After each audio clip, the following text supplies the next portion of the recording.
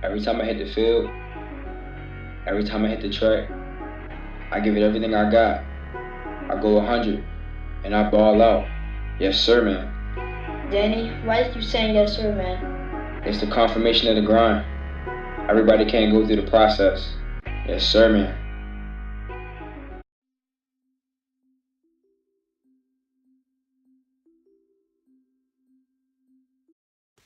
What's up, guys? Special shout out to everybody that's been subscribing to my channel.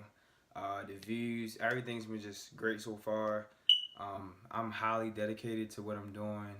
I'm really appreciative of just the support. Like I always say, I mean it from the bottom of my heart, and I'm hoping to just take this thing as far as I can. So I really wanted to make a video and really try to inspire some people, really give people some motivation. Like I said, this is my brand. YessirManFitness is something that I live by, and I don't want to promote myself as just fitness. My goal is to push and inspire people and allow people to grow, not only physically but spiritually and mentally. So I feel like it's very important for me to make a video explaining my story, the story of my life and how I overcame certain things. And everybody has a story, and I encourage people to tell their story in order to allow that next person to get some type of deliverance in their life and just give them some inspiration and hope. So I really hope that you watch this video. I'll try to make it as short as I can. I can talk a lot, so just please give me the opportunity and just hit me out. So from the jump, my parents are both pastors, which makes me a PK. Nothing wrong with that, but it's definitely some pros and cons that come with that type of lifestyle. So I mean, from the day that I can remember, I've always been in church. Easter Sunday, Bible studies, luncheons, convocations, shut-ins, New Year's service, just everything. Any type of service you can think of, I was there. I was at every single thing, and I was just in a society where all I knew was church. I was around a group of people where that's all I knew. So like for me, I started out in school. I went to Grace Bible Baptist Church as a private school. I went there for about 2 years, and then I left. I moved to Pennsylvania, as I explained in my vlog, and I did county school from second to 7th grade, and those years really changed my life to some degree because got to experience different cultures, different different religions, different concepts, different traditions, and I really started to learn how the world worked, just in a different environment. So I definitely learned a lot, and there were so many things that I witnessed throughout that period in York, Pennsylvania. So first, a lot of people's parents go through divorces. It's always a very hard thing, especially when they're kids. And me being the oldest, I always, try my best to be there for my siblings, especially. Like, nobody was gonna ride for them like I was gonna ride for them. I mean, whatever, you get the point. Like, I was there, rock, when everything else was crumbling. So my parents did go through a divorce, which led to change the location in church, and people went this way, people went that way, and just so many emotional problems and emotional hurt that really affected my life. And I'm not ashamed to talk about my life, because I'm here to help people, because I got through some of the things that I got through, and I'm just here to try to really help people and try to be the best that I can be and set the example. So from the divorce, I mean, I was a wreck. Grades went down. I increased in my appetite, and I was depressed, and I was on the verge of obesity and things like that. I just let myself go. I just wasn't taking care of myself. It just hurt me every day to see my siblings, ask questions, and I myself was still trying to figure out so many things. So it was a rough period in my life. And then finally, in 7th grade, I left. I came to Baltimore, where my dad started his changed location to a new church, and that was definitely a journey, especially for me being in school. So I was in a brand new environment.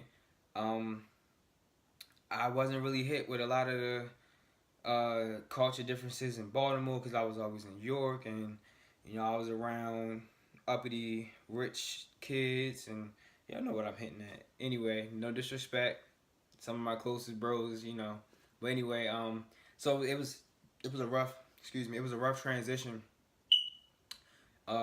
during that period. So I really had no type of guidance. I really had no big brother to look up to. I was just doing everything as I went along. And I think my depression actually worsened because my parents still wasn't together during this time. And those things were taking place, and still trying to figure out what was the best move for my family. So throughout that period, I wanted my own money. I was trying to work on finding a high school to get into, and just so many different things. And so finally, I went through, I got accepted into Bali, and things were starting to turn around. And I went on ahead and I was like, okay, I'm going to play football. Then my dad actually got married to his second wife. And that was a very tough time. It's always hard trying to blend a family.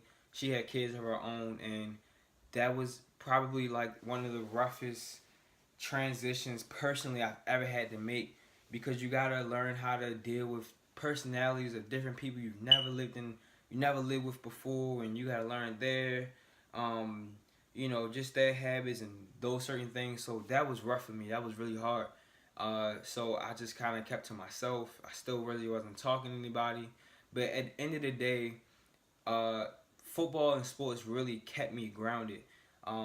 So when I went to my freshman year, played football. I did my thing, balled out, had a great year. Then my second year, I had an incident where I cut myself in the kitchen cooking with my stepbrother at the time. He was cutting with a knife with a popsicle, and I took it from him, from the handle to finish what I was doing, making my breakfast, and I had cut myself, and it resulted with me having surgery. Long story short, I wasn't able to play football my sophomore year, and I was just a wreck. My freshman year in high school, I had no GPA below a 3.4. 3.2. So I went from like a 3.2 to a 3.8. So I was a very good student, good in the classroom, good in the field, and I couldn't play ball. And as far as like my high school transitional periods, that was very tough for me because I went from being a 3.5, 3.8 average student down to a 1.8 my sophomore year in high school. And it makes you think like, okay, how can somebody like me, 3.5, 3.8s and all that stuff, go from that to a 1.8 the next semester? I remember looking at my report card. I just shook my head, and I just looked at it was that moment I knew that the circumstances around me couldn't affect my life anymore, because there's going to be moments in our lives where the people that try to influence our decisions, the circumstances, how things look like at that moment, try to affect us. You can't let that happen. And I witnessed that, and I seen it, and I was like, okay, I did this by myself, perfectly fine my first year, and I go into my second year, and I'm struggling, and I was just like, okay, why? And it was things that were happening at home, and it was because I wasn't playing football. For me, football isn't a sport. Football that was my survival. So, yes, I'm a student athlete, but it's more to it than that. Football is a game of life, so it taught me pretty much everything that I knew. And it's just one of them things that, everybody has their own talent, and football was just my rock. So when I had my surgery on my left pinky right here, I couldn't play football at all. And people might say it's small, but my hand was all cast up, had surgery from here to here, so I just couldn't play ball. So it was just reality check. I woke up like that. I just overnight, next day, I was a new person. I got into track my sophomore year, and from there the rest is history. I did track and football all the way up through high school, and I did well. I was a good student. And the grinding for me really came my senior year going into college, because I wanted to go to a very nice school and really just do something good for myself, and just get out of Baltimore and just see something new. So that was a tough time. Getting scholarship money is hard, but I wanted it so bad that I didn't care what the odds were. I didn't care what the odds were. I didn't care what people said. I didn't care what people tried to put in my head. I didn't care. I knew that I was going to get into a nice school because I was going to put the work in. I knew that was going to happen regardless. One thing I tell a lot of people is that when you have goals, your goals and dreams should be things that you can't even touch. It should be things that it should just be so far-fetched that you're going to work your butt off to get that dream to come to reality. Those are dreams. I got my hair cut today. I was talking to my barber. He told me, he said, dreams that can be conceived in a matter of time, in a matter of weeks, that's not a dream. And if it is your dream, that's your dream. But why dream basic? Why dream like the next man? See, I'm a unique dreamer. Excuse me. I'm a unique dreamer. I dream, I reach for the stars. The sky's the limit, and you can do the same thing. It's not hard. It just takes the will, it takes the motivation, and all you gotta do is just say, I do. That's why Yes Sir Man is a confirmation of the grind. Along the way, baby steps, baby steps, baby steps, baby steps, until you start building the building blocks, and really things start coming together for you, and you get change in your life. So my mother took me on a college tour to UVA. If anybody's ever seen UVA, the campus is amazing. It's incredibly, it's incredible, man. It's a large campus. It's just I thought it was just probably the most beautiful things I've ever seen. It's like its own little world. And tuition was high. I didn't know I was gonna pay for it, and I was just stressing out. And I just really wanted to go there. D1 football, that's all I was thinking at the time. And I said, I'm not going there. At that time, I wasn't as confident in myself as I was now. And I got recruited to play football at McDaniel. Everything was okay, but when I got down to the numbers, man, I just could not afford it. McDaniel College is roughly about $51,000 a year. So if you don't have the smarts and you don't have the resources, you're gonna have to work really hard to make sure those things come to pass in order to financially secure yourself for school. And I just made it my mission to get those scholarship money, and I was blessed. I was a part of the College Bound Foundation, who helped a lot to change my life. My parents gave great support, family members, the whole 9 yards. So it was just one of them things where I just kept going forth. And here I am today. Got through high school, in college. My first semester in college was rough. It's not even that the curriculum was hard for me. It was just learning the time management skills. It was learning how to saying the same thing twice, just prioritizing your time. That's really the bug. People say it all the time about college, but that's the truth. You have to learn how to prioritize your time. I'm talking a little bit long, I'm wrapping it up, but I went from a 2.75, and my scholarship grade requirement is a 2.8. I missed it by 0.5 points. So I was very, very upset and frustrated with myself, and I learned what I had to do, and I went from a 2.75 to a 3.4 in 1 year. Most people can't do that. I'm not bragging. I'm not trying to make it sound I'm better than anybody else, but all I'm saying is that if there's a goal that you want to accomplish, only thing that's stopping you is your mind. That's what's wrong with so many people today. We let our minds stop us from reaching our goals. Nobody is in the way of you being successful in your life besides you. Once you understand that concept, the struggle is over. I'm not that large right now, but every day I wake up, I dream big. I have dreams about this. For those of you who know me, I'm very passionate in what I do. I dream about this. Every single night, I wake up, I don't even see myself in Baltimore. I don't see myself in the house I live in now. I don't. I see myself waking up in mansions, nice houses, having my own property, having my own youth centers and rec centers and all that. I already see it.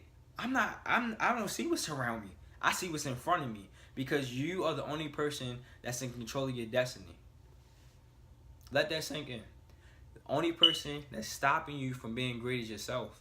Once you understand that, you can do what you want to do. I'm 19 years old. I have my own company. Yes, man. Yes, man. That's not my own company. YessirManFitness. 19 years old, doing what I love to do and combining it with my mind and combining it with my heart. Because you can't do what you love without your heart. Like I said on Facebook, the moment you start doing what you love to do, time doesn't exist. The moment you start using your hands, the moment you start using your mind and activating and finding what you love to do, where's time? I sit here and I edit my videos and I'll sit for 6 or 7 hours and it only felt like an hour to me. Life is too short to get caught up in corporate America. Be who you want to be. Find out how to make that a service to the people. And be great. Yes, sir, man. Yes, sir, man. Like, subscribe, share to your friends. Hit me up. I love to talk to people. It's whatever, man. Let's get it done. Yes, sir, man.